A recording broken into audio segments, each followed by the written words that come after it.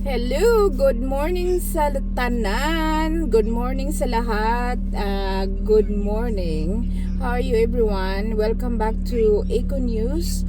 Your news, our Eco. So thank you very much for subscribing and like and having a comments on my channel, on this channel. Now, today we're gonna listen the press con of Sara Duterte.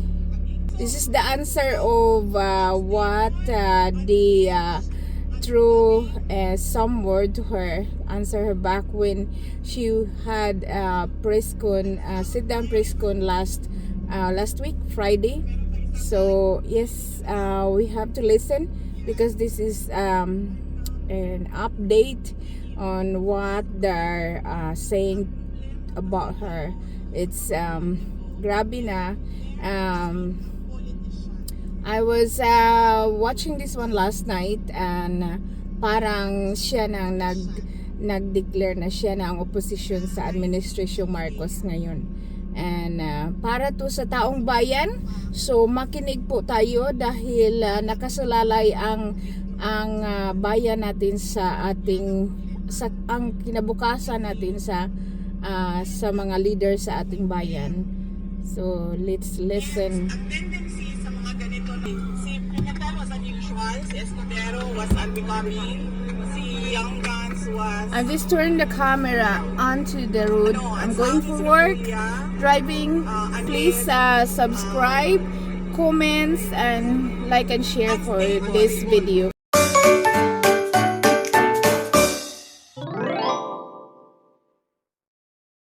So, unang-una,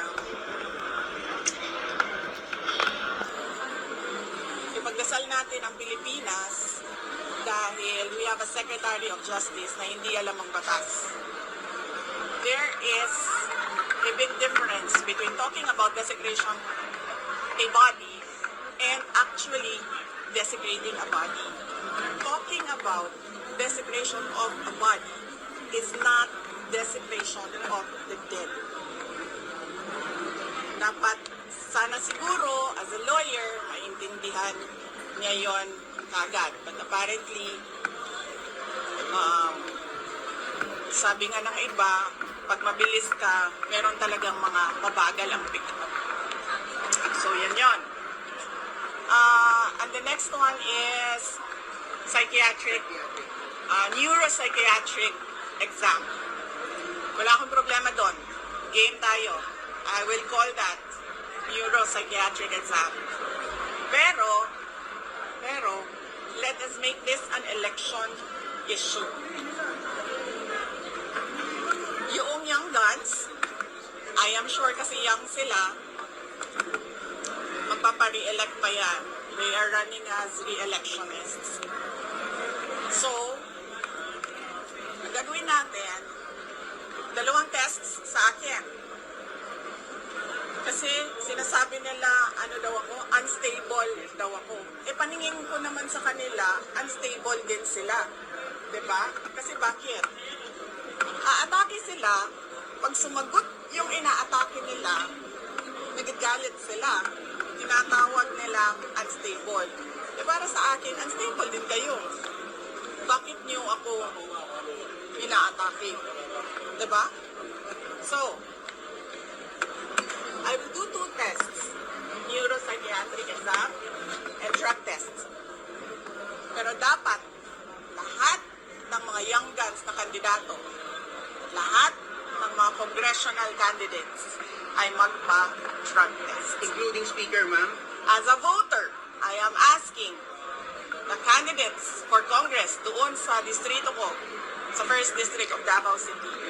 Now, dalawa lang yung maalala ko ngayon, but I'm sure meron pang ibang kandidato.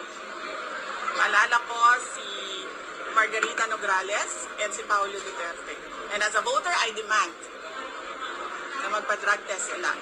Kayong lahat, mga kababayan, as voters, you demand na magpa-drug test ang mga congressional candidates mo. Dahil kung unstable ako, sa paningin ko, unstable din sila. So, bakit ka naman magagalit kung ang inaatake mo ay sumasagot? Diba?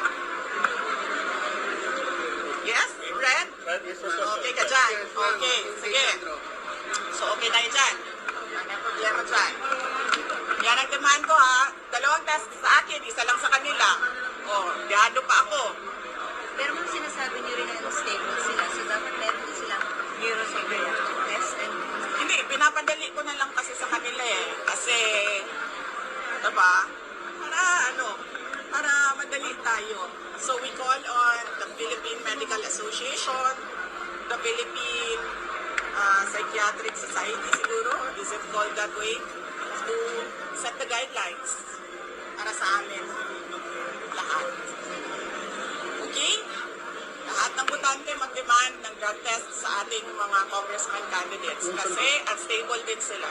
Saan po dapat gawin ang drug test, ma'am? Sa private hospital o sa public hospital? We need independent third-party hair follicle testing. That is why we are asking the help of PMA. Tulungan niyo kami to set the guide. kailan yung gusto mangyari yung test? Pag kinol na nila, okay na tayo. Hindi pwedeng 3 months after ha, kasi hindi magdodroga yan ng 3 months, tapos na yung testing nila. So anytime. So dapat Dapat ngayon na. Ayun na. Dapat 10 Ayun months. na. Magpa-drug test tayong lahat. At dagdagan ko ang sa akin neuropsychiatric game. Ayun dyan. What if kung sabihin ng young guns na you're just bluffing too much? I'm not bluffing. Pangalan ko nakataya dito. Andiyan kayo lahat nakikinig at nakita na nagsabi ako. I'm not bluffing. May ganito na resin for si Congressman Colong pero wala nga lang may sample. Diba? Oh. Diba? Ayaw nila magpa-drug test. Bakit kaya? So hanggang impression na lang, ma'am. So yan. Okay ako. Wala tayong problema dyan. I will do your neuropsychiatric exam. And mind you, hindi yan first time. Naka-neuropsychiatric exam na ako dati nung nag-apply ako as PAW lawyer. Naka-neuropsychiatric exam na ako in a court case.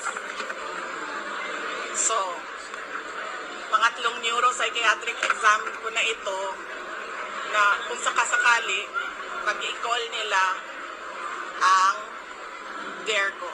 Drug test sa inyo, dalawang test sa akin. Yes. So, I'm stable, unhinged, unbecoming,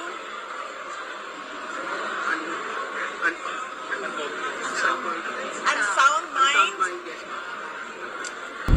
Meron pa isang ulitin nyo na lang.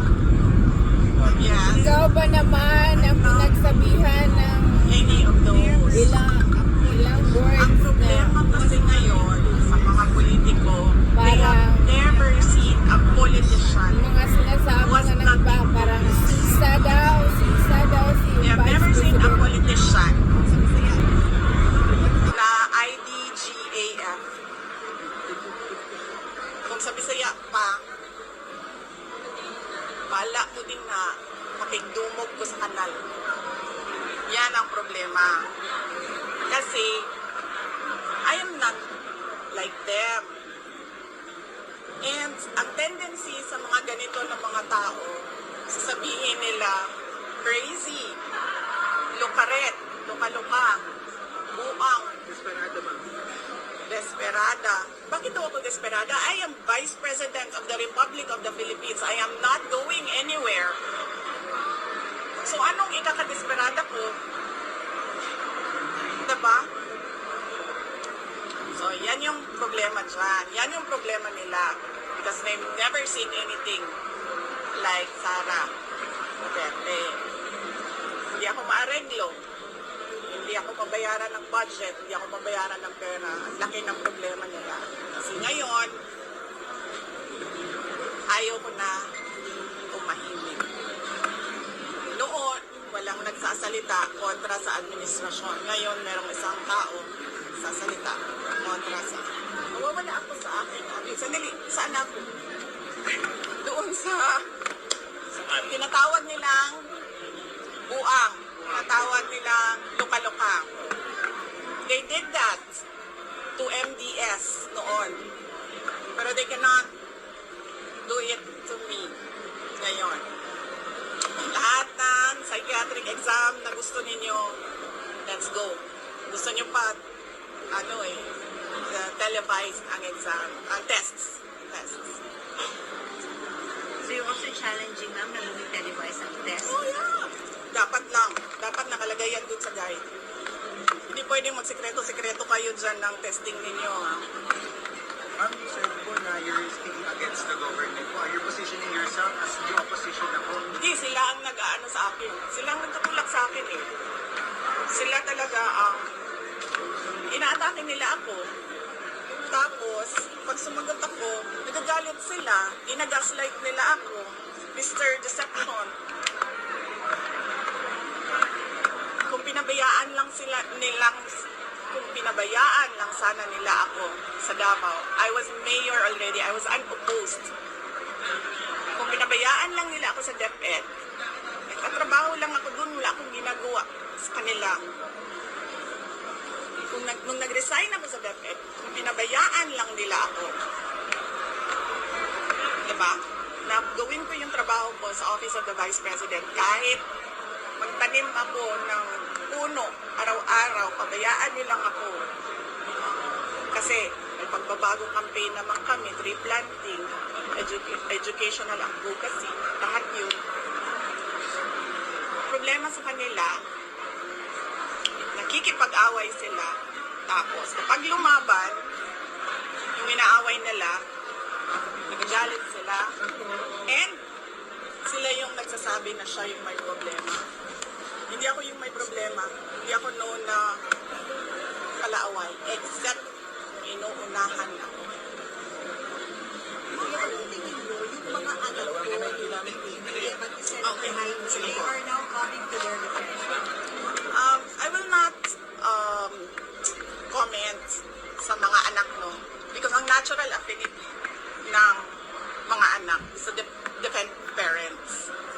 Ako lang naman yung anak na hindi nagde-defend kay PRD. Pero balik na rin natin, ganun din si PRD sa akin. Ang natural affinity na gagawin, natural na gagawin ni PRD is to defend me. Diba? Sinasabi nila noon, ginagaslight din nila kami, diba?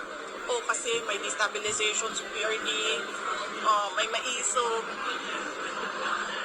Ano mang ginawa ni PRD? Di ba nag-react lang sa ginawa nila sa akin? Eh, hindi nga ako nag-react nun eh. Hindi ako nagalit. Confidential funds? Ano sabi ko? Fine, sa inyo na yan. Fourth quarter, sa inyo na yan. Hindi ko gagamitin. Hindi ko naman kailangan yan eh. Napapadali lang talaga ang trabaho. Kasi natatarget mo yung trabaho mo. Ano pang inano nila? Security, kunin namin lahat. Sa inyo na yan. Budget, kukunin nila lang. Sa inyo na yan. Nagalit lang naman ako noong yung nangyari doon sa graduate, yung namatay doon sa Davao City, sa tear gas, sa panggugulpi, at yung mga pinukpok na mga tao. And ngayon, nagalit ako kasi sa paghabol-habol nila sa akin, yung mga kasamahan ko, hinahabol din nila, excuse ko na lang, let's give them privacy, but one is already in depression, one is already contemplating suicide, one is in the hospital, may isa hindi nakakatulog. I agree sa pagmumura ha, hindi dapat magmura kasi may mga bata naririnig, pero gago talaga yan sila. Ako, wala akong problema. Pero yung ibang mga tao dyan na hindi politiko, na hindi naman nila hinahabol, pero ginigipit nila. How is your relationship with Senator Amy Marcos? Walang dulo na pagkatake. Politics. Politika. Ano yan? Sinabi ko sa inyo, perpetuation in power yan. Gusto ko sana i-take up si Martin Romualdez pero nag-promise ako sa inyo, di ba, na another time, si Martin. Oo, sa susunod na.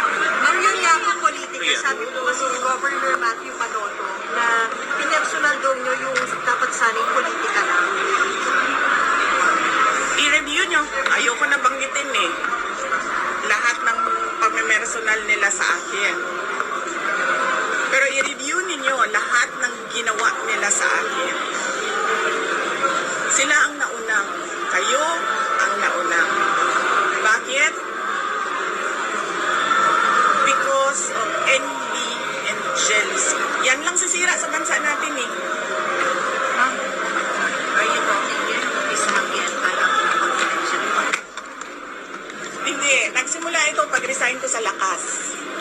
remember,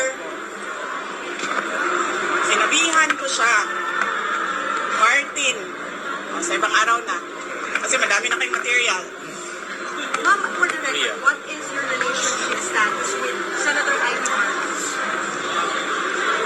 And nag-usap na po ba kayo after that? After nung press con, tinext ko siya, and she was cold, malamig. And then, meron siyang sinabihan ng common friend namin na naiinis siya sa akin at kay BBM. And then, sinabihan ko yung common friend namin, sabihin mo sa kanya, huwag siya mainis sa akin at kay BBM. Mainis siya kay Lisa at kay Martin. Ma'am, pero ano ba, friendship over na ba kayo ni Senator Ivy? Or ano ba, it's just a place? No, hindi ko alam. I cannot speculate on what will happen tomorrow. But as far as we're concerned, at ano si Senator Ivy sa iyo ngayon? Para sa akin, she's a senator, she's a friend. I did not attack her. Alam niyo kasi ito si Remulla, nandun siya sa legal desecration of the dead. Sabi ko nga kanina, di ba? Talking about desecrating a body is not desecration of the dead. It is not illegal. It is taboo. Taboo siya. Meron sa atin dito, ayaw ang pag-usapan ng patay. Meron sa atin dito, okay lang na pag-usapan ng patay. Diba? It's taboo for some. Ngayon, kung okay lang sa kanya, hindi okay sa akin, dapat respetuhin ko na okay lang sa kanya. Hindi ko aatakihin yung tao. Bakit ko aatakihin yun? Yung paniniwala ko, hindi naman niya paniniwala. Parang Diyos lang yan. Naniniwala ka sa Diyos, ako. Hindi. Respetuhin mo ako. Na hindi ako naniniwala. Ikaw na naniniwala sa Diyos, respetuhin din kita. Ang problem kasi dito sa kanila, when there is a person who is outspoken, who is outrageously outstanding, sinasabihan nila na weird, sinasabihan nila na kakaiba, sinasabihan nila ng crazy, insane, lukaret. There's nothing wrong with me, I'm just different. Respetuhin nyo yung not different ako sa inyo. Going back to Senator Ivy, you texted her, pero nag-reply naman po siya, kaya nasabi niyo po siya. Do we know the context of that conversation? You can share that with us. So, siya na lang ipashare ninyo kasi siya naman yung mas nakakatanda. Pero since then, hindi pa nakakapag-usap or get over the phone. Wala na kami sa afternoon. Nag-text ako ng messages. How we know your message? Alam mo, yan sila lahat. Yung mga nagsasabi ngayon na pinag-uusapan niyo yung patay. Simba ko lang, God forbid. Pag yung sa tatay ko na yan, sigurado ko may bubullshit dyan sa tatay ko. Why don't you just explain the allegations head on? Just to set the record straight daw, ma'am. Kasi it distracts from the issue. It lowers the level. Kasi sabi ng mga Oo, kasi sabi nila, ako, Arsenal, nandyan yan. Diversion, yes. Well, it's a tie. Kasi ang ginagawa nila is a diversion from the nothingness that this country is undergoing. This ginagawa nila is a diversion sa kagutuman, sa kahirapan, sa taas ng presyo, at sa kawalan ng mga Pilipino. Ginagawa nila ako diversion, gagawin ko din kung ano yung ginagawa nyo. Diba? Yung ba't na inflation rate Wala. is bumababa? Talo na kayo. Wala na, kahit na anong gagawin nyo, talo na kayo. Sa Quadcom, inimis sila ng AJK allegedly against President Duterte. Sa isang Sino committee, may-ari nito? sa isang committee naman, inimis sila din ng committee sa Senate group. Mag-open din po na about AJK. So, what's your thought on this group? Ginagawa nila mga ganitong mga investigation. Yan nga yung sabi ko. Yung sinasabi nila na diversionary tactic yung sa akin. Bakit sila nagsasabi na hindi ako sumasagot? Lahat nung pinadala nila na AOM, Audit Observation Memorandum, Sa kanila naman galing yun, di naman sa COA yun. Wala namang independent sa COA ngayon. Sinasagot namin. In the proper forum, we answer. May cases sila sa Supreme Court, sinasagot namin. Ayaw ko lang sumagot dyan sa ginagawa nilang circus. Hindi naman ako ang namumukang tanga dyan sila kasi hindi na nila ginagawa ang trabaho nila. And for what? Diversionary. Oy, sabihin nyo sa kanila, gutom ang mga tao. Gutom. Wala silang pambili ng pagkain. If you were to advise the President, kasi mukhang may intention siya tumakin ako, ano bang advice ni Vice President kay Pia Verde? Kasi he was invited and at first he signified his intent to attend.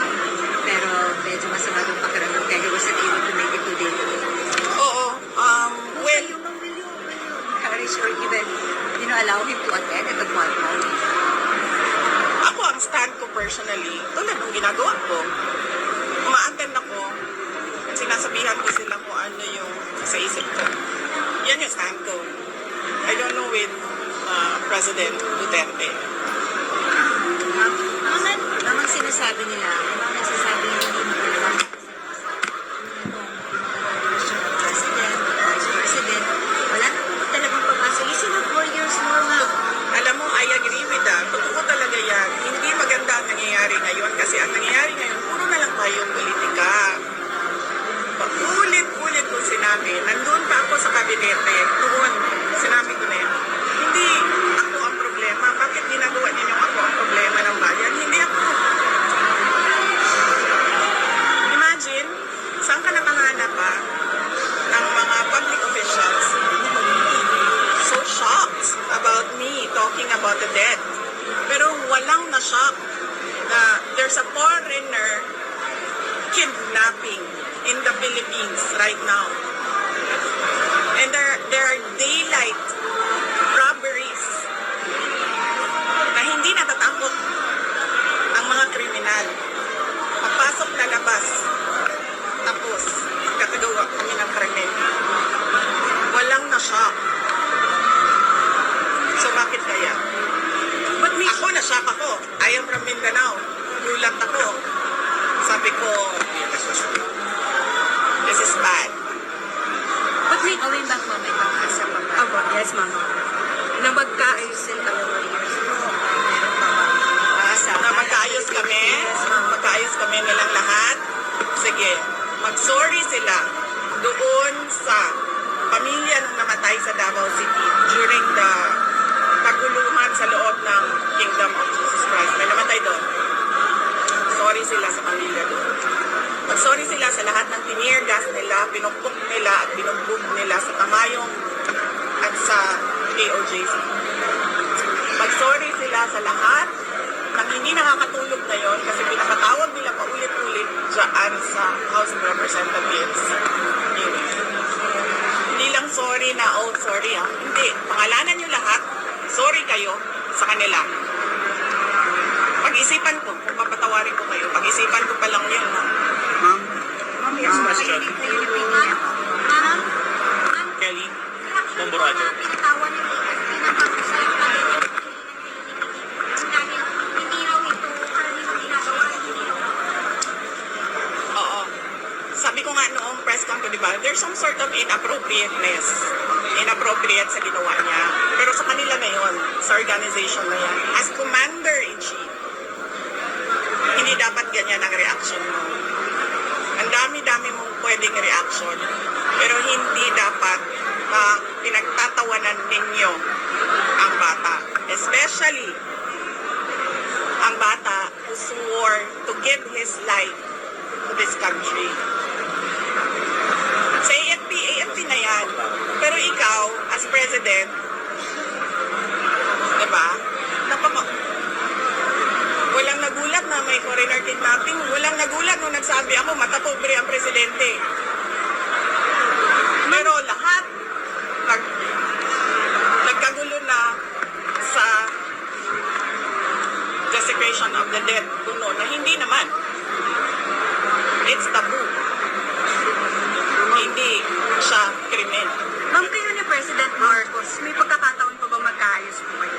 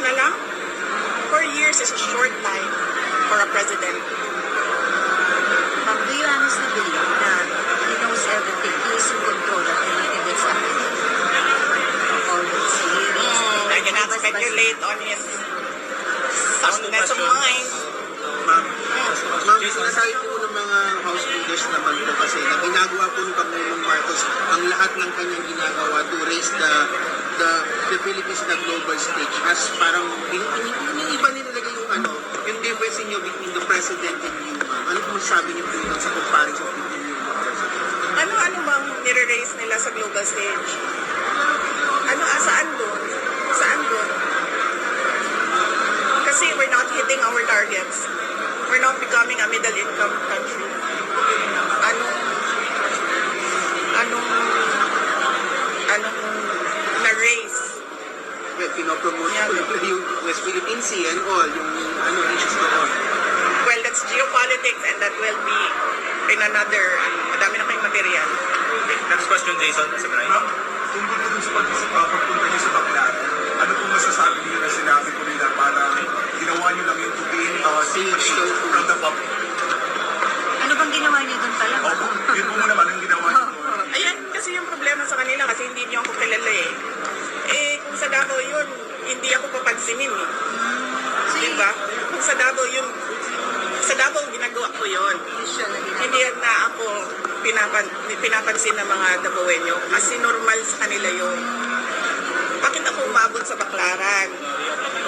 Kasi di ba nag-trick or treat ako? Kailangan ko nung butterfly na gagawing corona. The next day na yung trick or treat, wala pa akong corona. So sabi ko, maghanap tayo sa sidewalk ng mga butterfly. Umabot kami sa Baclaran. Ma'am, sa nangyayari ngayon sa politika? Yung TikTok video. Totoo yun, di AI yung TikTok video Ako yun. 3 videos yan. Sabi nung kasama ko, sabi niya, content creator na ako. Sabi niya, pwede mo bang tulungan yung account ko? Para kumita. Oo. Well, hindi ko alam kung paano kumita. Pero sinabi niya, content creator ako. Kasama namin yun. Pwede mo ba ako tulungan? Sabi niya, i-promote mo yung account ko. And then sinabihan ko siya, anong kailangan ko gawin? Sure, sabi ko, maliit na bagay. Anong kailangan ko gawin? Sabi niya, sumayaw ka lang. So, tinuruan nila ako, and then sumayaw.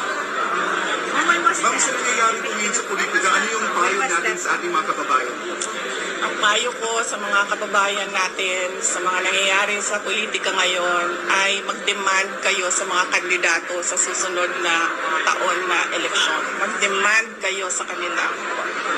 Anong nagawa nyo? Anong plano nyo? Magpa-drug test kayo. Sige, extend na natin. Magpa-neuro, psychiatric exam kayo. Mag-demand kayo sa mga kandidato. Last question from Reuters. VP, from Reuters po. Speaking of elections, bakit hindi tumakbong mayor si former President Duterte and then bakit walang Duterte sa mga senatorial elections? Tumakbo siyang mayor. Si PRD. Sa fight.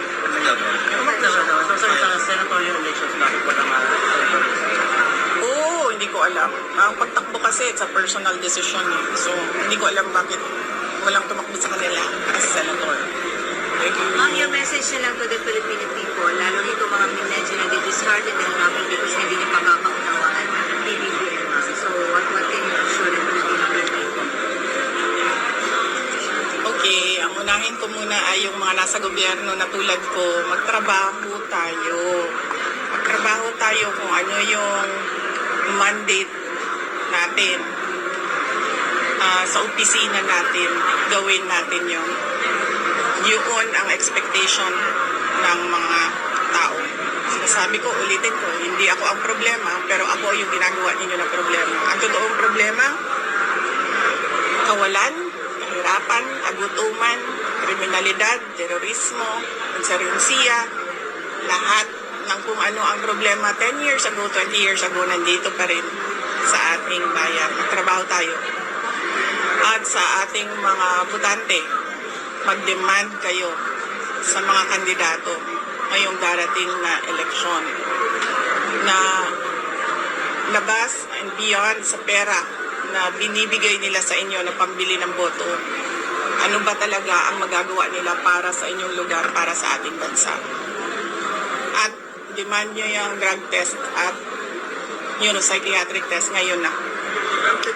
And then, to the Filipino people, sa lahat ng aking mga kababayan,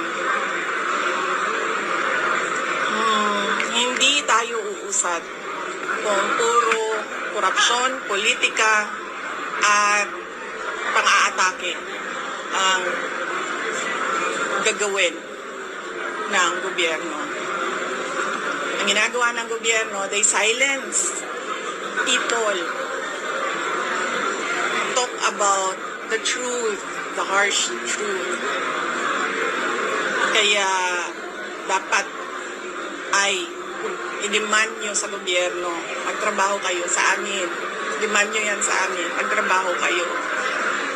Para we see a better Philippines in the next year and in the years to come. As I said, I am nothing of unstable, unbecoming, unsound mind. I am just unforgiving, unyielding, and unbowed.